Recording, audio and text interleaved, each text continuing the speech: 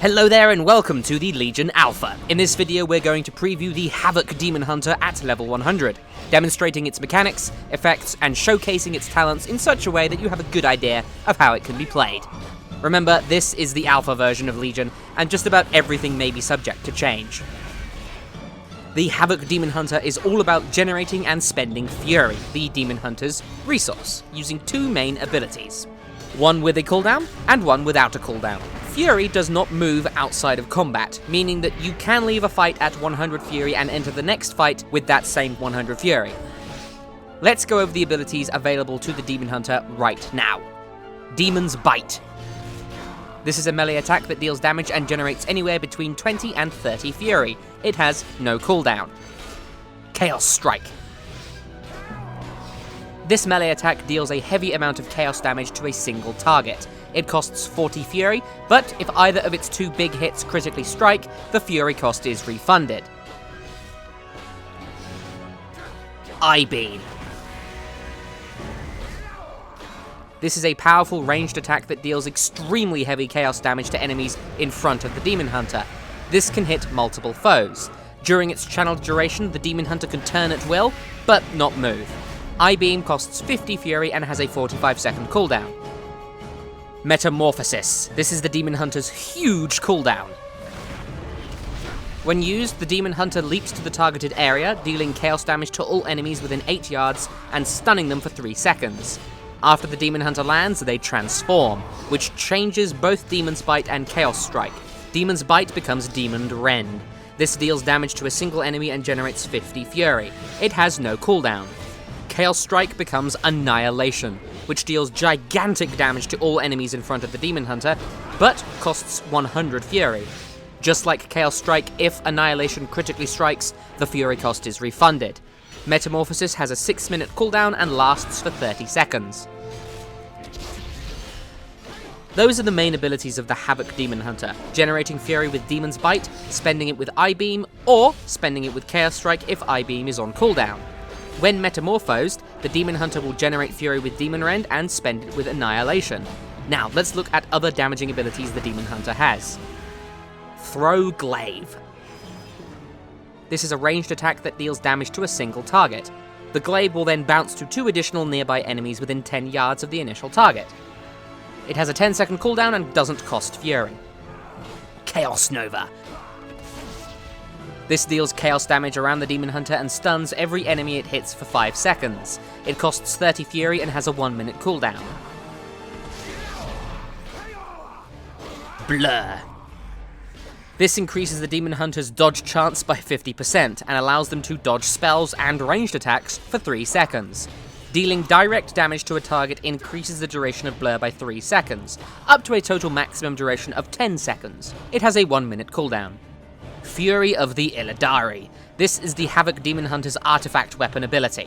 When used, it sends the Demon Hunter's Warglaive spinning rapidly around them for 3 seconds, dealing damage to any enemy they come into contact with. This has a 2-second cast time and a 1-minute cooldown, and is likely only going to be used in area of effect situations where I-Beam is on cooldown. Consume Magic. This is the Demon Hunter's interrupt ability. When used, it interrupts an enemy's spell and locks them out of that school of magic for 3 seconds. If it does successfully interrupt a spell, it will generate a full Fury bar for the Demon Hunter. It has a 20-yard range and a 20-second cooldown. Fell Rush. This is likely the main ability you've seen as a Demon Hunter. When used, the Demon Hunter rushes forwards, dealing damage to anyone in their path. It has 2 charges, a 10-second recharge time, and costs no Fury. When used in the air, it retains the Demon Hunter's altitude. Vengeful Retreat. This deals damage to nearby enemies and makes the Demon Hunter vault away. Enemies hit by the initial damage are slowed by 70% for 3 seconds. This has a 25-second cooldown and no Fury cost.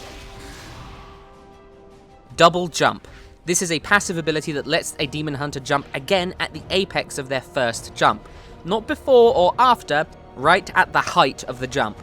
This can be activated by pressing the spacebar while at the apex of a jump. Naturally, this has no cooldown, but it can only be used once per time you're in the air. Glide. This makes the Demon Hunter unfurl their wings and fall forwards slowly. Just like double jump, this can be activated by pressing the spacebar while falling. It has no cooldown. When used, you move forward slightly.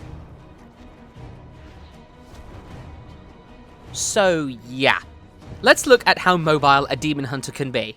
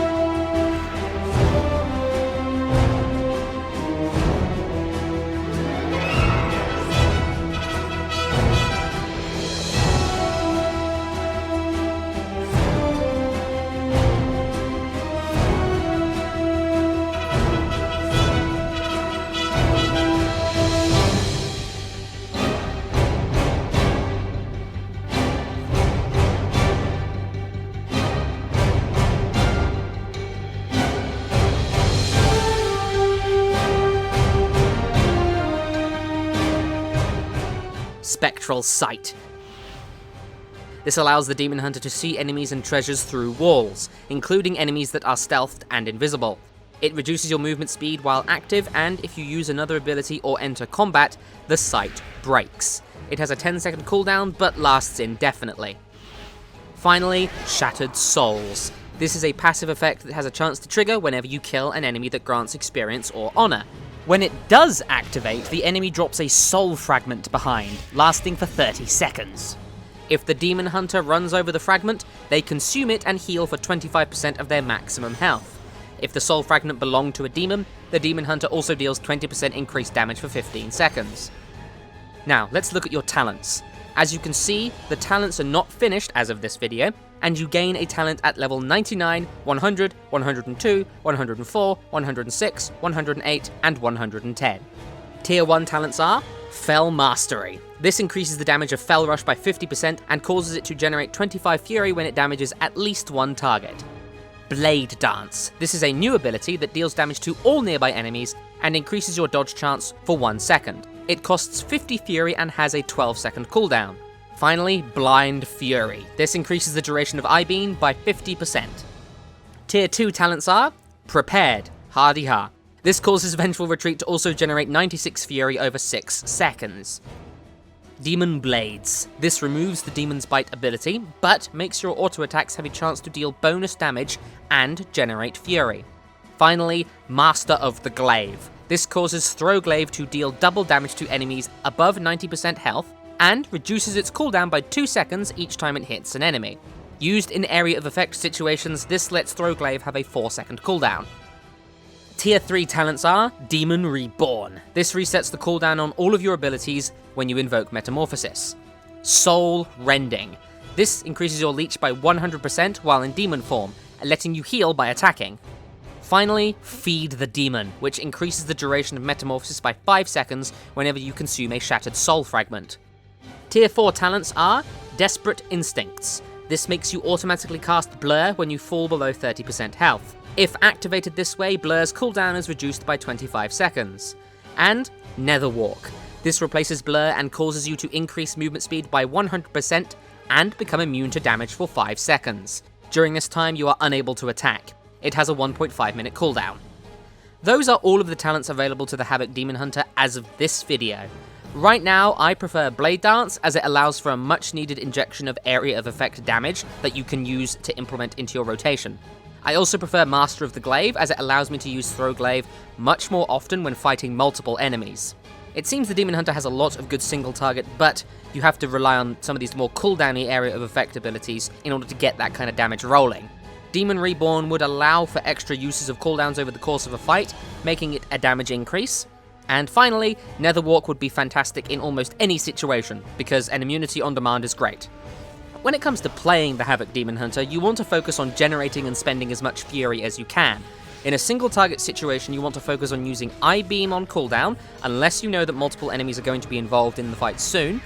And when I-Beam is on cooldown, use Chaos Strike to spend Fury, and watch out for critical strikes refunding the cost. Naturally, you're going to be generating Fury using Demon's Bite. you'll want to use Metamorphosis on cooldown, at least twice per raid encounter. Demon Rend and Annihilation both hit extremely hard against a single target, so it's a good idea to use it even against a single boss to increase your damage, although it will definitely shine in area of effect situations, where enemies are clumped up.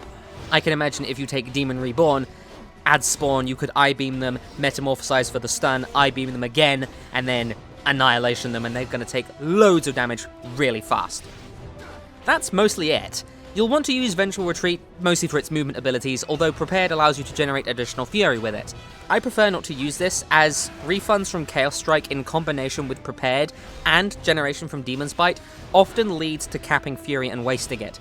Part of the problem here is that there's a bit of a delay between when your Chaos Strike hits and when the Fury is refunded, so you're often using a Demon's Bite afterwards immediately. So, in combination with Prepared, it's very easy to cap Fury and waste it. Blur is an entirely defensive cooldown, useful if you get aggro or enemies start casting single target spells in your direction.